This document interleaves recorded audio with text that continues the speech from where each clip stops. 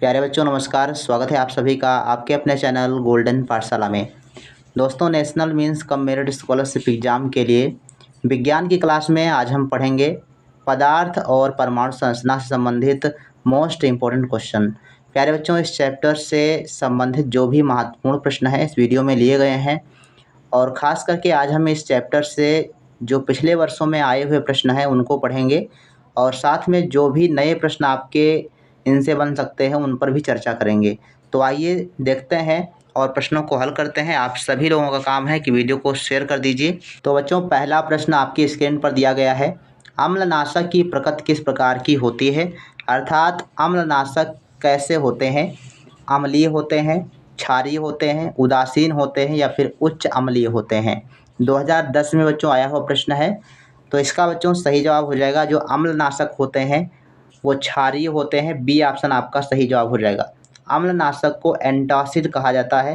क्या कहते हैं? एंटासिड कहा जाता है, ध्यान रखेंगे इसको।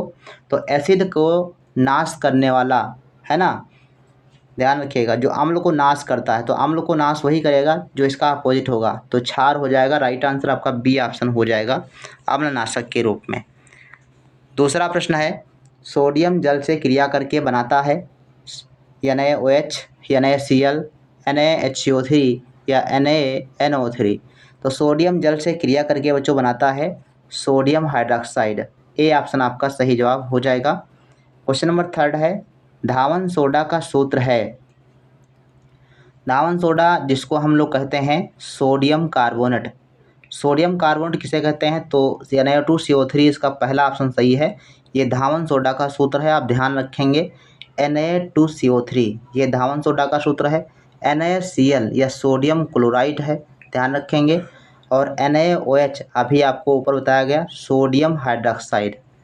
इसके बाद है क्वेश्चन नंबर 4, परिवर्ती संयोजकता प्रदर्शित करता है। तो 2010 में भी प्रश्न ये आया। 4 क्वेश्चन इस चैप्टर से आए हैं 2010 में।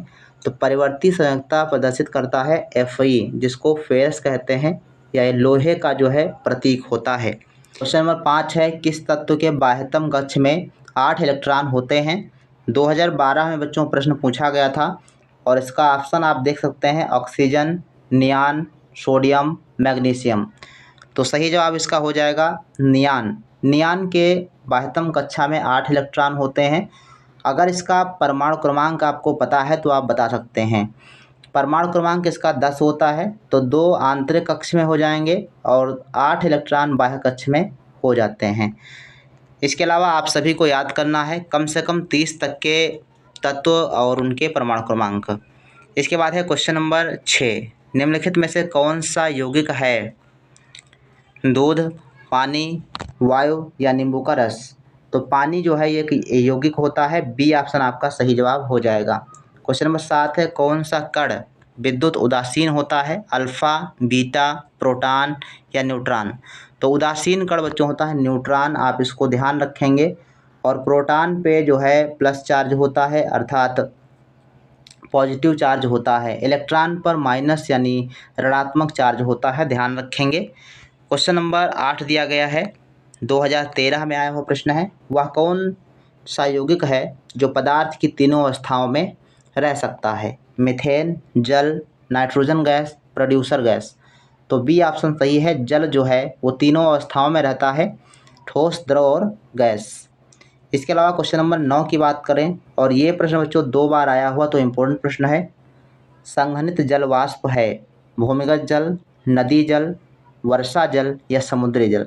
तो संघनित जल जो होता है वो वर्षा का जल होता है। सी ऑप्शन सही जवाब हो जाएगा।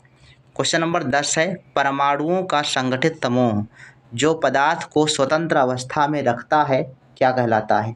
तो परमाणुओं का समूह जो स्वतंत्र अवस्था में रखता है तो वो बच्चों हो जाएगा अणु। ए ऑप्शन आपका सही जवाब हो जाएगा। जैसे आपका O2 हो जाएगा तो 2 परमाणुओं से मिलकर बना है तो ये अणु बन जाता है और ये स्वतंत्र अवस्था में रहता है। H2 हो गया, ये आपका स्वतंत्र अवस्था में रहता है। और अगर परमाणु की बात करें तो परमाणु जो है स्वतंत्र अवस्था में नहीं रहता है। क्वेश्चन नंबर 11 है, गंधक और लोहे के चूर्ण के मिश्रण को पृथक कर सकते हैं विलेयता के आधार पर, चुंबकत्व के आधार पर, ऊर्ध्वपातन के आधार पर, गुरुत्वाकर्षण के आधार पर। तो गंधक और लोहे का चूर्ण अगर मिश्रण है तो चुंबकत्व के आधार पर इसको अलग किया जा सकता है। इसको चुंबकीय पृथक्करण विधि द्वारा अलग कर सकते हैं। क्वेश्चन नंबर 12 है P2O5 में फास्फोरस की संयोजकता कितनी है? तो फास्फोरस की संयोजकता इसमें बच्चों 5 हो जाएगी। बी ऑप्शन सही जवाब हो जाएगा। क्वेश्चन नंबर 13 है कैल्शियम हाइड्रॉक्साइड का रासायनिक सूत्र है। कैल्शियम हाइड्रॉक्साइड, अब ये कई बार क्वेश्चन बच्चों पूछा गया है और इसका सही जवाब बच्चों हो जाएगा CaOH का होल ट्वाइज। कैल्शियम हाइड्रॉक्साइड का सूत्र हो जाएगा। डी ऑप्शन आपका सही है। 14 नंबर प्रश्न है परमाणु के नाभिक में उपस्थित मूल कण है। परमाणु के नाभिक में दो टाइप के मूल कण होते हैं, प्रोटॉन और न्यूट्रॉन। तो इसका राइट आंसर ए ऑप्शन बच्चों हो जाएगा। नाभिक में जो है प्रोटॉन और न्यूट्रॉन होते हैं और उसकी कक्षाओं में जो है इलेक्ट्रॉन घूमते रहते हैं।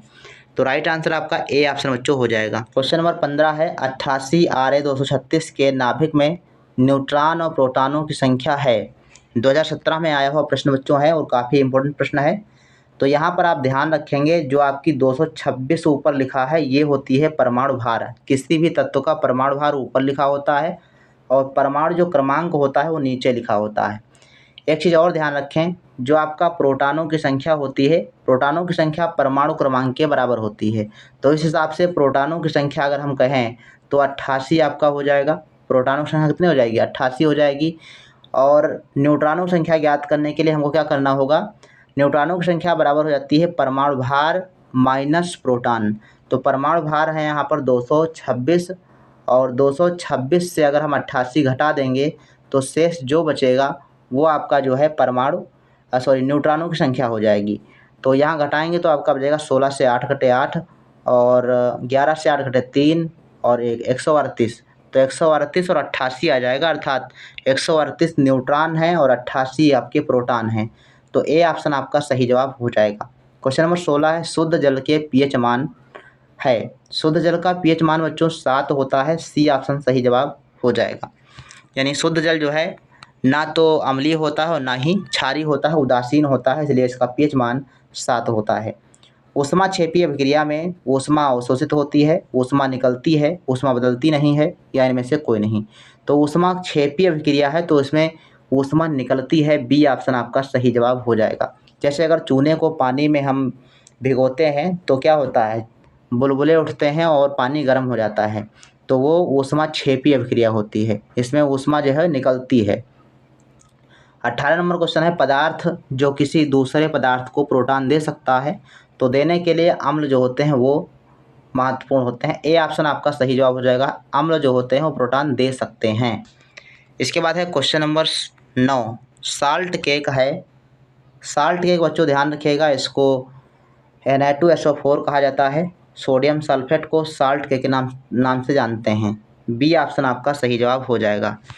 इसमें देखो 2017 में 5 प्रश्न बच्चों पूछे गए थे 2017 में। 20 नंबर क्वेश्चन है इलेक्ट्रॉन की खोज करने वाले वैज्ञानिक हैं रदरफोर्ड, जे थॉमसन, डाल्टन या न्यूटन। तो इलेक्ट्रॉन की खोज करने वाले जे थॉमसन ध्यान रखेंगे। और ईंट पर नाच आप सूत्र याद कर लें, ईंट पर नाच। तो इससे कैसे याद रखेंगे? ई से इलेक्ट्रॉन, टा से थॉमसन। तो इलेक्ट्रॉन की खोज थॉमसन ने की थी। पा से परमाणु, रा से रदरफोर्ड। तो परमाणु की खोज रदरफोर्ड ने की थी। ना से न्यूट्रॉन, चा से चैडविक। तो न्यूट्रॉन की खोज चैडविक ने की थी। तो ऐसे आप लिख लीजिए, इम्पोर्टेंट है, आप आसानी से इसको भूलेंगे नहीं। 92 U238 के नाभिक में न्यूट्रॉनों की संख्या कितनी है? तो हमने आपको बताया कि न्यूट्रॉनों की संख्या जो होती है वो परमाणु भार माइनस जो है प्रोटॉनों की संख्या होती है। प्रोटॉनों की संख्या परमाणु क्रमांक के बराबर होती है। तो न्यूट्रॉनों की संख्या हो जाएगी 238 और -92। तो इसको अगर घटा देंगे तो आपका बचेगा 146। राइट आंसर बच्चों सी ऑप्शन हो जाएगा। इसके बाद है क्वेश्चन नंबर 22 हाइड्रोक्लोरिक अम्ल का पीएच मान हो सकता है। अब हाइड्रोक्लोरिक अम्ल है तो अम्ल का जो पीएच मान होता है वो 7 से कम होता है। तो 7 से कम हो सकता है तो 3 ही होगा। ए ऑप्शन आपका सही जवाब हो जाएगा। 7 पे तो उदासीन हो जाएगा, 12 और 10 ये क्षारीय हो जाएगा। तो हाइड्रोक्लोरिक अम्ल है तो ये 7 से कम होगा, तो ए ऑप्शन आपका सही जवाब हो जाएगा। क्वेश्चन नंबर 23 है, चूने से पानी की अभिक्रिया है, तो चूने से पानी की अभिक्रिया कैसी होगी? ऊष्माक्षेपी होगी। बी ऑप्शन आपका सही जवाब हो जाएगा। 24 नंबर है, NaHSO4 लवण है। अब यहाँ पर पूछ रहा है कैसा लवण है, अम्लीय है, क्षारीय है, उदासीन है या संकर है। तो इसमें देखो H आया है और H आने का मतलब ये है, अगर केवल H आता है तो यहाँ पर अम्लीय हो जाएगा, ध्यान रखेंगे। अगर OH साथ में आ रहा है, OH माइनस आयन अगर साथ में आ रहे हैं तो ये क्षारीय हो जाएगा। तो यहाँ पर H जो है आपका विस्थापित होगा, तो ए ऑप्शन आपका सही जवाब हो जाएगा, अम्लीय प्रकृति का होगा ये लवण। 25 नंबर क्वेश्चन है, फिटकरी का रासायनिक सूत्र क्या है? तो सबसे लंबा वाला सूत्र आप याद कर लें, K2SO4 Al2SO4 का होल थ्राइज और इंटू 24H2O। तो ये आपका पहला ऑप्शन सही है, फिटकरी का रासायनिक सूत्र दिया गया है। क्वेश्चन नंबर 26 है, सिरके में उपस्थित होता है हाइड्रोक्लोरिक अम्ल, फार्मिक अम्ल, एसिटिक अम्ल, इनमें से कोई नहीं। तो सिरके में एसिटिक अम्ल होता है, C option is the right answer. Question number 27, एक इलेक्ट्रॉन का द्रव्यमान हाइड्रोजन परमाणु के द्रव्यमान का लगभग होता है 1/1837वां भाग। ए ऑप्शन आपका सही जवाब हो जाएगा। क्वेश्चन नंबर 28 है, एक तत्व M के क्लोराइड का सूत्र MCl2 है, इसके कार्बोनेट का सूत्र क्या होगा? तो M जो है कोई तत्व है, इसका क्लोराइड है MCl2, उसी प्रकार से कार्बोनेट बन जाएगा MCO3। कार्बोनेट जब CO3 लग जाता है तो कार्बोनेट बन जाता है। तो राइट आंसर आपका ध्यान रखेंगे, डी ऑप्शन हो जाएगा MCO3। क्वेश्चन नंबर 29 है, बहुत ही इंपॉर्टेंट क्वेश्चन है और 2 बार प्रश्न पूछा गया।